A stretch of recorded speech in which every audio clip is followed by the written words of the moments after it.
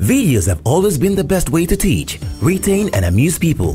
Let's go back to when we were kids and we wouldn't shut up on a Saturday morning. What did our parents do? Well, in my case, they usually turn on the TV and put some random cartoon on. And you know what? I can watch forever. Then we grow up and YouTube was born, and we started watching video on the internet, and this became sort of a trend. Everybody, including big companies, moved to the internet, publishing videos of all kinds to teach, amuse, sell, promote, and increase conversion rate simply because it works. Website visitors who watch a video are 70% more likely to make a purchase than those who don't.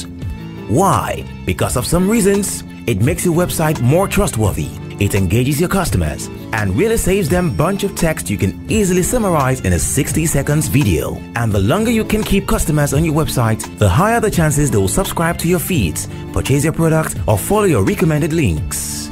Besides, videos could help you attract a larger volume of new visitors when uploaded to a video sharing website such as Vimeo or YouTube, and to build quality backlinks, increasing the odds of your website appearing on front page Google result by 53 times. That means more visibility, customers, and revenue for your business.